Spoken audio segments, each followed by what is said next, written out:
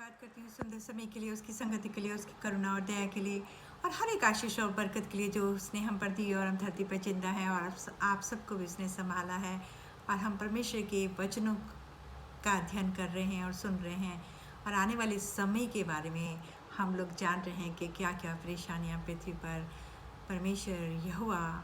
भेजेंगे और मसीह विरोधी इस दुनिया का नाश करेगा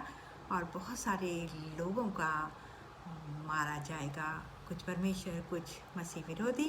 तो अब हम बात कर रहे हैं प्रकाशित वाक्य का 17वां अध्याय 1 से 7 तक। और यहाँ पे पृथ्वी का नष्ट कैसे होगी और किन के द्वारा होगी, क्योंकि अब परमेश्वर ने अपने 7 कटोरों का प्रकोप डाल दिया है और अपने बेटे को वो भेज देंगे यरूशलेम में ताकि उन लोगों को बचाया जाए और वो आखिर में परमेश्वर के पुत्र को अपना लेंगे और उन पर परमेश्वर यहोवा दया करेंगे। तो प्रकाशित वाक्य का जो 17 का 1 से 7 है, तो यहाँ पर वो पुराने वाले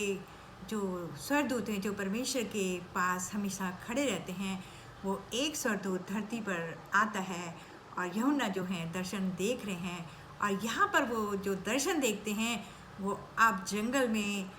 पवित्र आत्मा के द्वारा स्वर्गदूत उनको ले जाता है और वहाँ जाकर उनको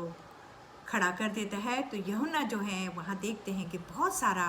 पानी जो है वहाँ पर है और उस पर एक लाल रंग का पशु बैठा है जिसके सर पर 7 सर हैं, 10 सींग हैं और 7 राजमुकुट हैं और उन पर एक बुरी सी स्त्री बैठी हुई है और जिसने अपने आप को सोने, चांदी और मोतियों से और मणियों से अपने आप को सजा रखा है और हाथ में उसके सोने का कटोरा है जो भय, चार और घृणित वस्तुओं से भर चुका है। और उसके माथे पे लिखा है, वो अपनी आंखों से देख रहे हैं कि एक बड़ा नगर बाबुल का और भेद बड़ा नगर यहाँ दिखाया जा रहा है और घृणित वस्तु की माता और व्यभिचार की माता। और जो यूहन्ना है उसको देखकर अचंभा करने लगते हैं और फिर स्वर्गदूत उनको कहता है, आ मैं तुझको इसका भेद बताता हूँ। तो इसी का भेद जो है 17वें अध्याय में है, हमें मिल जाएगा। तो 17वां अध्याय और 15 से पद से हम अगर 17 तक पढ़ते हैं तो यहाँ पर जो स्वर्गदूत ही उसका भेद उनको बताते हैं और वो कहते हैं कि तूने बहुत सारा जो पानी देखा है वो सारी पृथ्वी के लोग हैं, अन्य जातियाँ हैं, भाषा बोलने वाले हैं, कुल हैं और जितने भी पृथ्वी पर लोग हैं उन पर वो जो स्त्री है हावी हो चुकी है।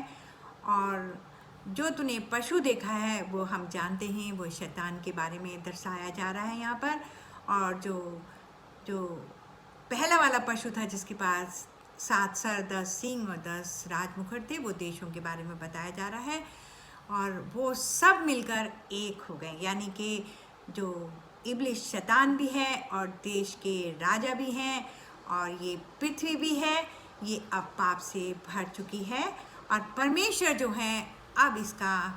अंत जो है, जो पृथ्वी का आखिर के दिनों में अंत होगा, वो इन राजाओं की वजह से ही होगा और शैतान की ताकतों की वजह से ही ये पृथ्वी को नष्ट करा जाएगा। परमेश्वर यहोवा कुछ नहीं करेंगे और अब वो क्या करेंगे, जो राजा हैं और जो शैतान हैं उनके मनों को बदल देंगे और अपने जो बाइबल के सत्य वचन हैं उनके द्वारा ही पूरा करेंगे और वो स्त्री से बैर रखेंगे और स्त्री के कपड़ों को नोच देंगे और उसका मांस खा जाएंगे और नंगा कर दिया जाएगा। और ये सब राजा जो दिखाए जा रहे हैं देश होंगे कि वो कहेंगे कि हमने तो बहुत खून खराबा कर लिया है, अब हम इसको नष्ट कर देते हैं तो हमारे लिए अच्छा होगा और परमेश्वर के द्वारा ये सब होगा। अगर हम प्रकाशित वाक्य के 18वां अध्याय 1 से 3 में पढ़ते हैं तो यहाँ पर जो दिखाया गया है कि पृथ्वी का अंत कैसे होगा।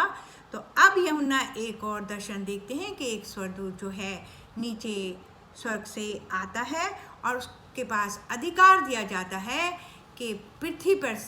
पर अब उजियाले को भर दे और वो सारा उजियाला पृथ्वी पर भर जाता है और सब कुछ जो परमेश्वर के द्वारा होगा और एक बड़ा जो बाबुल नगर जो यहाँ पर दिखाया गया है वो पृथ्वी के बारे में बताया गया है कि पृथ्वी जो है का जो 10वां बाबुल नगर है गिर जाता है, यानी कि सारी पृथ्वी का नष्ट के बारे में बताया गया है। और ये राजा ही इस पृथ्वी को आग से भस्म करेंगे और आग के द्वारा ये पृथ्वी जो है भस्म होगी। और आप लोग जानते हैं पहले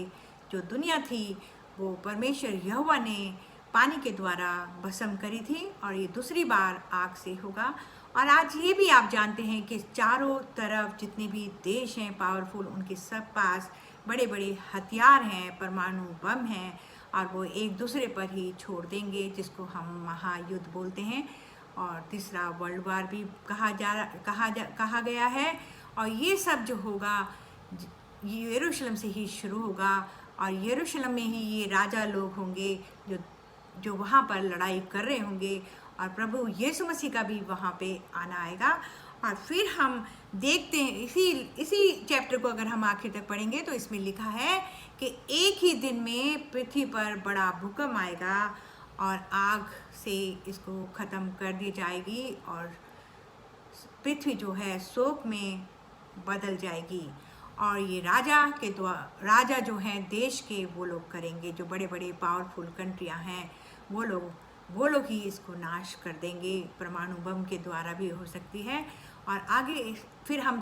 आखिर तक पढ़ेंगे तो इस पृथ्वी के पर लिखा है कि बहुत दिनों तक आग ही आग जलती रहेगी। और जो लोग व्यापारी लोगों ने जो इससे पृथ्वी पर से बहुत सारा धन कमाया है वो लोग शोक करेंगे और सारी दुनिया जो है जो बच जाएगी वो लोग भी शोक करेंगे। और एक भी दिया नहीं जलेगा जब ऐसा होगा, यानी कि कोई घर में लाइट नहीं जलेगी, गिने चुने लोग रह जाएंगे और सारे घर जो बड़े भूकंप से ख़त्म हो जाएंगे। और परमेश्वर यहोवा के निरी कटोरों की वजह से ऐसा होगा। और ये राजा जो हैं, जो देशों के बारे में दर्शाए जा रहे हैं, ये लोग परमाणु बम से इस धरती को नाश किया जाएगा, क्योंकि मनुष्य ने ही आज हम सब के लिए परमाणु बम बनाए हैं, एक दूसरे को नष्ट करने के लिए, और अपनी ताकतों को उन्होंने पावरफुल बनाया है, जिसके कारण आखिर के दिनों में ये आग से भस्म करी जाएगी। और पृथ्वी पर कोई भी शादी ब्याह, जब अकाल आएगा और ये सब होगा तो कोई शादी ब्याह पृथ्वी पर नहीं होगी, ना ही तुरहियों की आवाज़ आएगी। तुरहियों का आवाज़ का मतलब है यरूशलेम, वहाँ पर जब खुशी मनाई जाती है, तुरहियों को फूंका जाता है, तो वो तुरहियों की भी आवाज़ वहाँ से नहीं सुनाई देगी और पूरी धरती को आग से भस्म करा जाएगा। और ये देश जो पावरफुल कंट्रियाँ होंगी वही आपस में ऐसा करेंगी और अपनी शक्तियों को वो दूसरों के सामने नज़र आएगी। और जब प्रभु यीशु मसीह जब सूली पर भी चढ़ाए गए थे तो बहुत सारे औरतें थी जो उनके साथ रो रही थी, तो उन्होंने कहा था, तुम मेरे लिए मत रो, ऐसा समय पृथ्वी पर आएगा कि तुम अपने बच्चों के लिए रोगी और कोई भी बचाने वाला नहीं होगा। और परमेश्वर का पुत्र की ये जो भविष्यवाणी है ये आखिर के दिनों में पूरी होगी और यरूशलेम में प्रभु यीशु मसीह का आना होगा और वो सब लोगों को, जो बुरे लोग हैं, जो देश वहाँ पर लड़ाई कर रहे होंगे, उनको, उनके जो राष्ट्रपति या सेना होगी उनको वो पकड़ लेंगे और जितने मसीह विरोधी, उसका झूठ बोलने वाला, उसकी मदद करने वाला और जो शैतान है उसको भी स्वर्गदूत पकड़ेंगे और नरक में उनको डाल दिया जाएगा। यानी कि पाप की मजदूरी मौत है और बुरे लोगों के लिए नरक परमेश्वर ने तैयार कर रखा है, वो वहाँ पर डाले जाएंगे। और प्रभु यीशु मसीह का जब यरूशलेम में वो आएंगे तो उनका सिंहासन पूरे संसार में फैल जाएगा और पूरा जो लोग रह जाएंगे वही लोगों को परमेश्वर अपने साथ रखेंगे और जो बुरे लोग होंगे उनके मुंह में जो तलवार है उससे मार दिया जाएगा। प्रभु यीशु मसीह भी अपनी तलवार को यरूशलेम में चलाएंगे और मार दिया जाएगा। और जो मनुष्य ने बनाया है हर एक चीज़ को नष्ट किया जाएगा, क्योंकि परमेश्वर जो हैं इस पृथ्वी को नया बनाएंगे और फिर परमेश्वर के लोग होंगे और उनको वो पवित्र बोलेंगे और कोई भी शोक नहीं होगा, ना ही सूर्य होगा, ना ही चांद होगा, ना ही तारे होंगे। बस परमेश्वर के पुत्र का सिंहासन होगा और उसके लोग होंगे और धर्मी लोग उनमें वास करेंगे और प्रभु यीशु मसीह सबके आंसुओं को पहुँच लेंगे। जो धर्मी लोग हैं जिन्होंने दुख उठाया होगा उनको आंसुओं को पहुँचा जाएगा और प्रभु यीशु मसीह के द्वारा ही इस पृथ्वी का